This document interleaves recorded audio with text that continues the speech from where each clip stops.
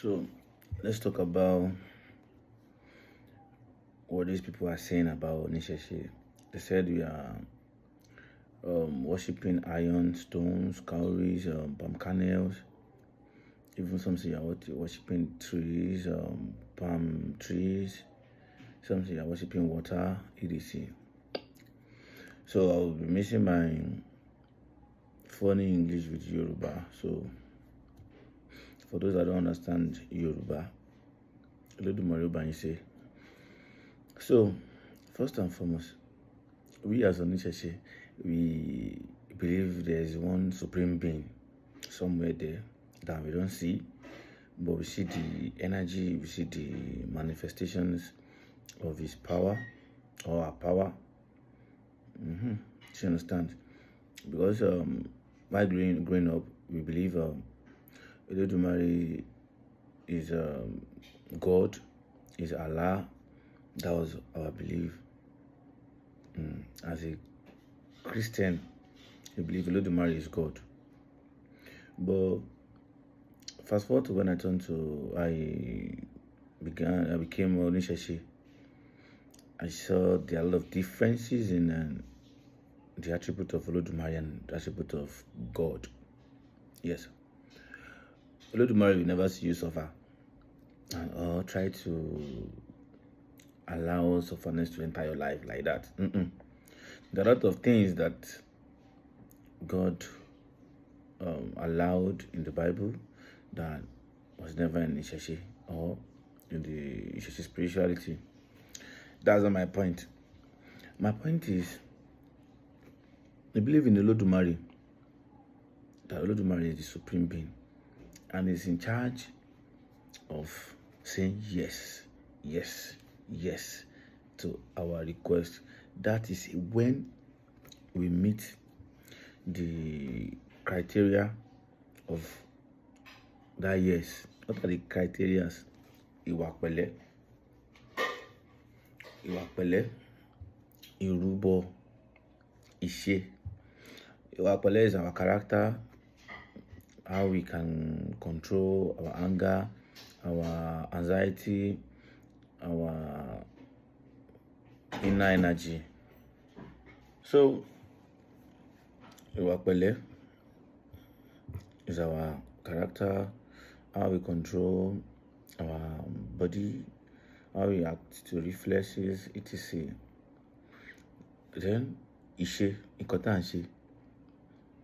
Báwo la ṣe ń ṣe? Iṣẹ́ wo la ń ṣe? Kí ni gbogbo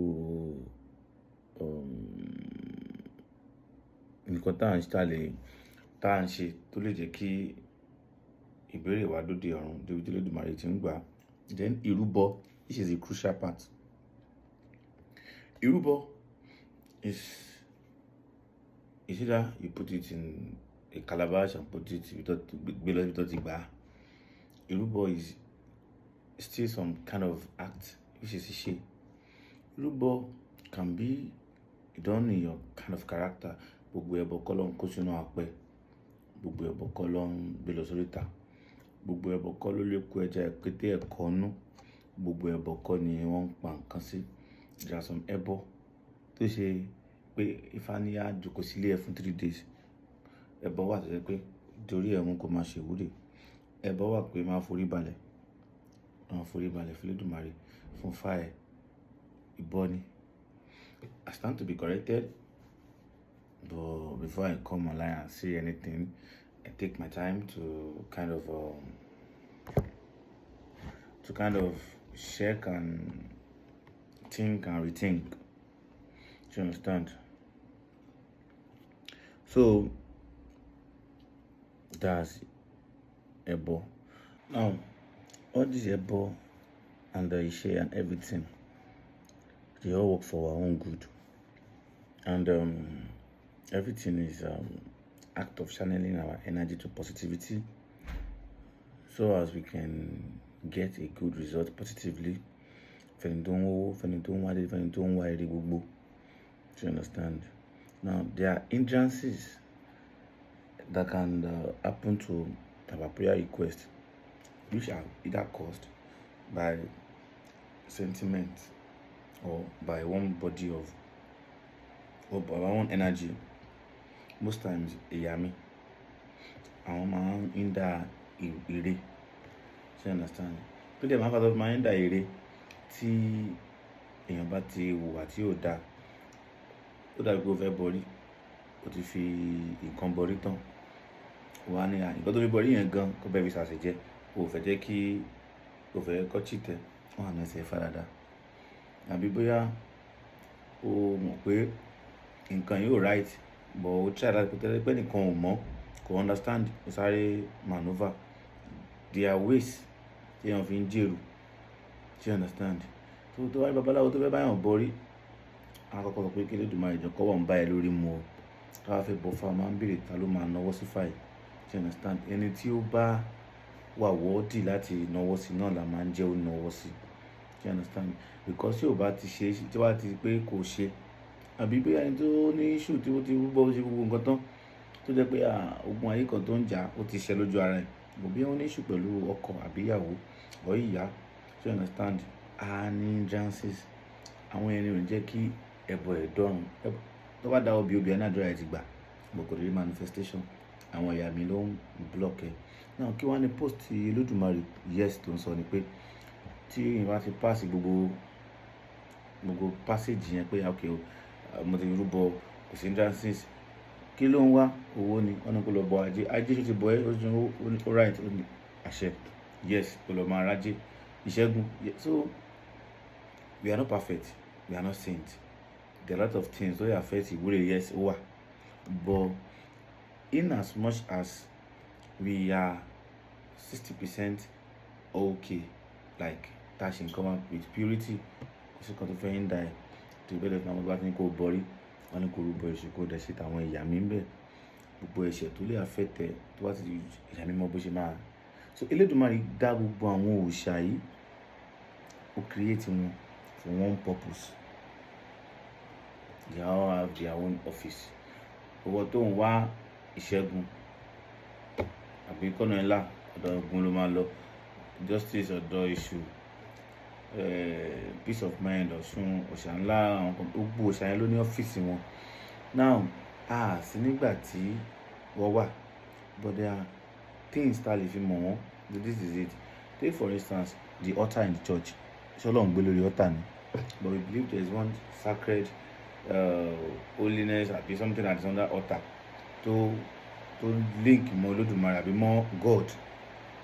Qibla táwọn Muslim náà ń kọjú sí, ṣé Qibla Ọlọ́run gbé ni? But we believe pé there is something there, that symbol of òṣùpá àti ìràwọ̀ tó ṣe yẹn. All believe in ẹ pé ó ní nǹkan tó ní, ó ní energy kan tó connect mọ́. Wọ́n rotate the Kaaba, wọ́n kiss the stone. Not that the stone is kissing God lips to lips, but ó ní nǹkan táwọn believe kò link up. So why are you people now thinking àwọn tá a kó irin jọ, irin là ń bọ, àwọn tá a kó òkúta jọ, òkúta là ń bọ? No, we are not. Think. You have to start thinking about outside the box. Kò sẹ́ni tí ó bá ṣẹ̀ṣẹ̀ wẹ̀ tán tó bá fi wipe sínú ara ẹ̀, wáyé rí dọ̀tí ń bẹ, ò bá lọ sí sáwà sínú swimming pool. Kò sẹ́ni tó mọ̀ dí fọ̀ tí omi ò ní kàn díẹ̀, tí omi ò ní kàn wẹ́, ṣé ẹni sàn bọ̀ wá ní gé ọwọ́ ọ̀dà nítorí láti fọwọ́ kó mi náà. No, àtúfọ̀, life goes on because everybody is not clean. Kálí bá fẹ́ máa wó di ara, but nobody is saying we are clean. We are just trying to be clean. The cleanness in this is your heart, ACT and HERT. You understand? Tó bá ti wá kó irin ẹjọ́, tó bá ti bọ́ àti ṣẹ̀, no, irin kọ́ là ń bọ. A mọ̀ pé Ògún òun link sí irin, òun ló wà in charge of irin. A mọ̀ pé Ọ̀rúnmìlà lọ, ó kó kin fún wa ká máa dá. Ọ̀rúnmìlà kọ́ ni ìkin yẹn, but there is one energy tó link Ọ̀rúnmìlà mọ́ ìkin. Okay, you understand? Ìgbà tí Jésù Kristi jẹ́ ara Olúwa tán, bread àti bacchus tó ń mu ní church dè ní Ọlọ́run, ṣé ẹ̀jẹ̀ Jésù ni?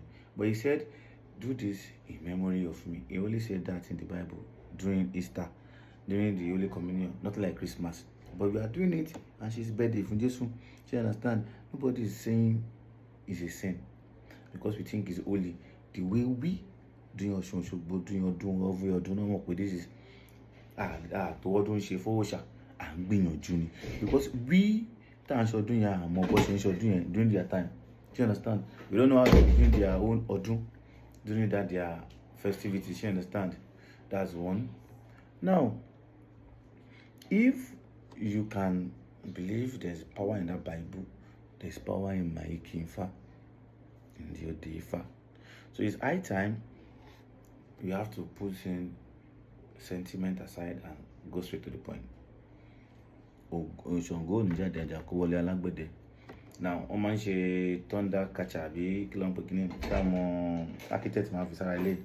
Thunder catcher wọ́n máa ń fi sórí ilé. Irin ni. Àgbẹ̀dẹ ló ní irin. Àrà ò ní sàn kó wọ bá ní kó máa di thunder. Likewise, babaláwo. We have been practicing science before science. Báyìí lè babaláwo àbárin bẹ́ṣà. Àrírin ta. Àwọn kíní kan. Kí ni epo tá à ń dá sórí kíní fún? Lubricant ni. À ń ta olè epo tó gbẹ̀rẹ̀ ilẹ̀ jù.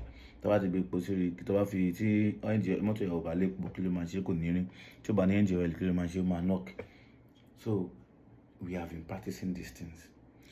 Kò ń ṣe pé yẹn ló fẹ́ mú ìrédé, but it is proverb. In as much as you can fast láti fi ibi panu ẹ, pé kọ́ ló ń lè rí ọkàn ẹ̀ payá. Pé àgbàwẹ̀ bíríbírí 7 days. Ọlọ́run rán ẹ pé kó lọ lọ́sà àbọ̀bọ̀ yìí. But o believe pé dá àwẹ̀ ó ní nǹkan tó máa ṣe. Bẹ́ẹ̀ náà làwọn náà ṣe believe pé tá bá ti gbé kuru, tá gbé àwọn nǹkan tẹ́gbẹ́ ń jẹ, tá kó sínú ẹgbẹ́, tá ṣe wúre, tá ṣẹ́ fún, tá róró funfun, tá ṣe, we are holy. You understand? Because we are trying to look like them. Nobody have seen them existing. But we know they exist because they have been existing before us and they are still existing. You understand?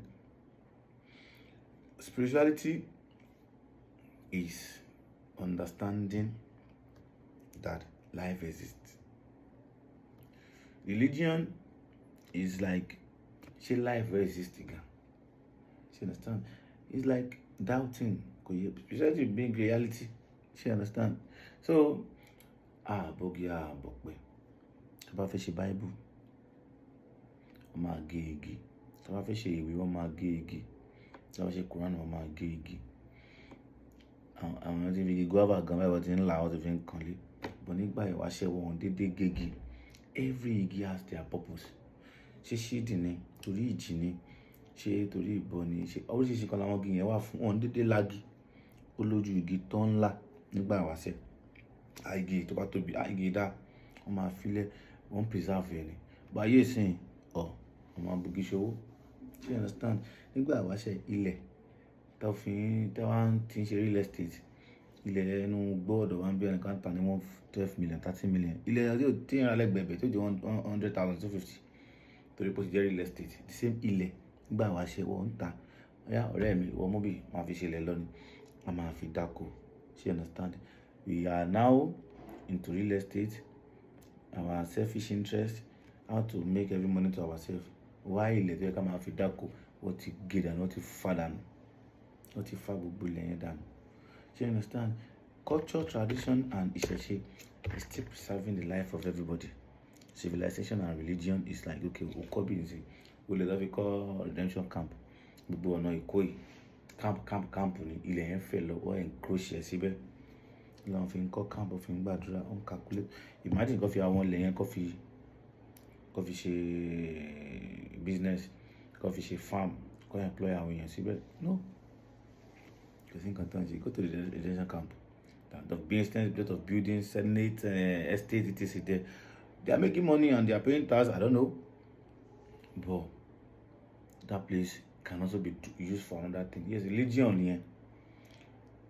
Thank God redemption camp, only business Clinton ṣe àwọn employ àwọn èèyàn, àwọn ará wa náà ni wọ́n employ gbogbo àwọn driver wà ń bẹ, àwọn worker wà ń bẹ tó bá wọn produce etc. You understand? Every other people are now imitating. Wọ́n gbogbo lẹ́yìn redemption camp. Ẹlòmíì ní camp síbẹ̀, ẹ̀kan lọ́dún náà lọ́bẹ̀. And the land is there wasting. Ìṣẹ̀ṣe will tell you, ẹ lọ dáko. You understand? Ewé àti egbò àti gbogbo nǹkan tẹ́yìn ará lọ́jà lé ní. Tó fi expensive gbogbo lè tó fi ń gbìn tẹ́lẹ̀ lọ ti fá tán. Tó bá ṣe real estate, wọ́n ṣe force estate.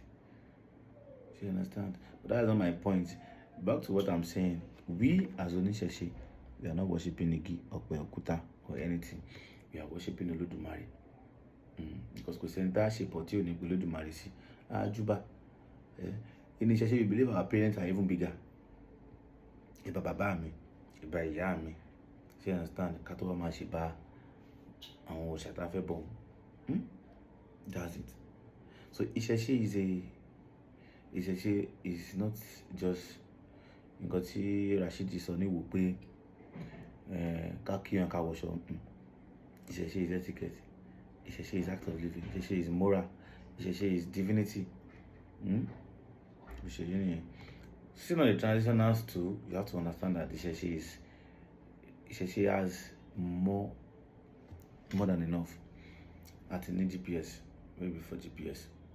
Mo lọ sí Èkó, ibo ni kí n gbà o? Jẹ́ kí n gba Ṣàgámù, jẹ́ kí n gba Ìbàdàn. Kí ni ìbéèrè Ifá ni? Àtọ́nisọ́nà. Ìṣẹ̀ṣe fi yé wa pé ká má máa fi hàn ṣe yẹ̀yẹ́. Àwọn aláàbọ̀ ara àwọn abirùn, pé abirùn lélẹ̀, Ifá ò gbà, Ìṣẹ̀ṣe ò gbà pé ká máa pè ní abirùn. Abarapá la máa pè. Abirùn yẹn wà insulting. Yes, wà insulting to some extent. So òòṣà ńlá lẹ̀ lónìí, ẹ má fọ ọmọ òòṣà ni wọ́n má fi wọn ṣe yẹ̀yẹ́ o. Not because tó bá fi wọn ṣe yẹ̀yẹ́ ó máa kú àbí nǹkan máa ṣe ẹ́, ó lè ṣe láṣegbé. Wà á jẹ ẹ̀ lọ́jọ́ iwájú. But Ìṣẹ̀ṣe fi yé wa pé there are even people, they are like us too, èèyàn bíi tiwa ni wọ́n communicate. Now I understand wọn. So tell me, why are we now saying Ìṣẹ̀ṣe is bad? Ìṣẹ̀ṣe is not bad, and it will never be bad. Thank you.